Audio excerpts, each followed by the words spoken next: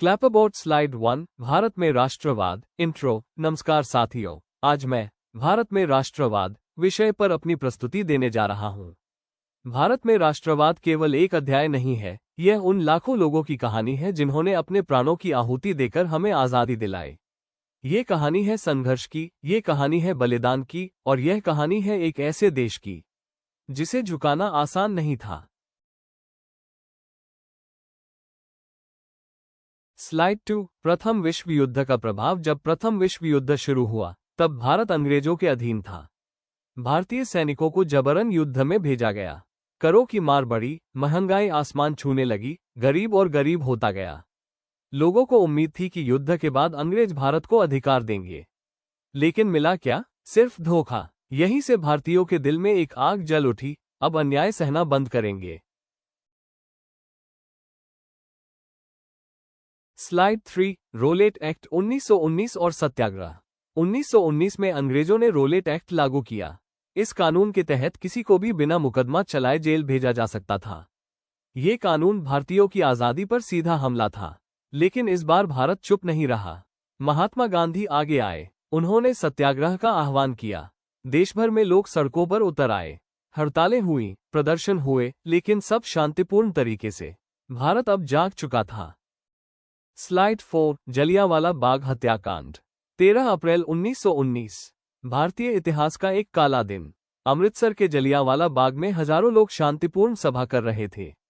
तभी general Dyer ने बिना चेतावनी दिए गोलियां चलवा दी।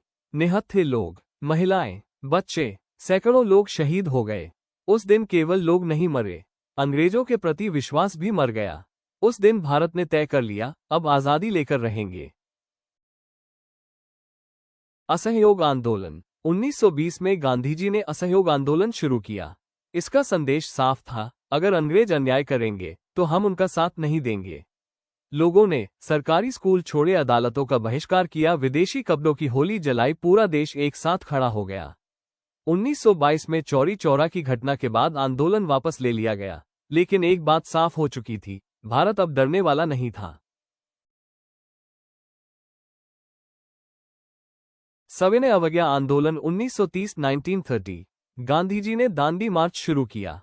240 मील की यात्रा, सिर्फ एक मुट्ठी नमक के लिए।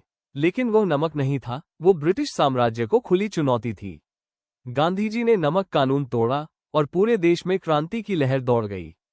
श्रमिक आगे आए, महिलाएं आगे आईं, किसान आगे आए।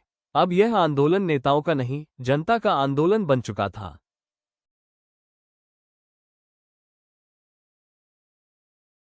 सभी वर्गों की भागीदारी भारत के राष्ट्रवाद की सबसे बड़ी ताकत थी। एकता। किसान खेतों से निकले, श्रमिक कारखानों से निकले, व्यापारी स्वदेशी के समर्थन में खड़े हुए, महिलाएं घरों से बाहर आईं, दलित समाज ने समान अधिकारों की आवाज उठाए। जब पूरा देश एक हो जाए तो साम्राज्य भी टिक नहीं सकता।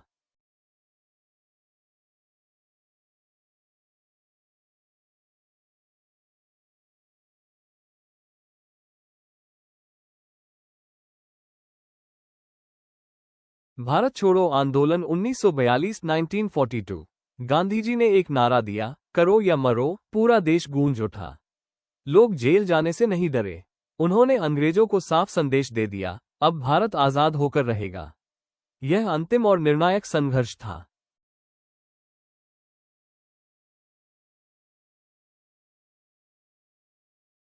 स्वतंत्रता और आखिरकार 15 अगस्त 1947 भारत स्वतंत्र हुआ, लेकिन यह आजादी यूं ही नहीं मिली। ये लाखों शहीदों के बलिदान से मिली। आज जब हम खुली हवा में सांस लेते हैं तो हमें उन वीरों को याद रखना चाहिए। माइक समापन। भारत में राष्ट्रवाद एक भावना थी जो अन्याय के खिलाफ उठी, जो बलिदानों से मजबूत हुई और जिसने हमें स्वतंत्र बनाया। आज हमारा कर्तव्य है इस आजादी की रक्षा करना, देश की एकता बनाए रखना और भारत को आगे बढ़ाना। जय हिंद। Reason letter I reason letter and fire.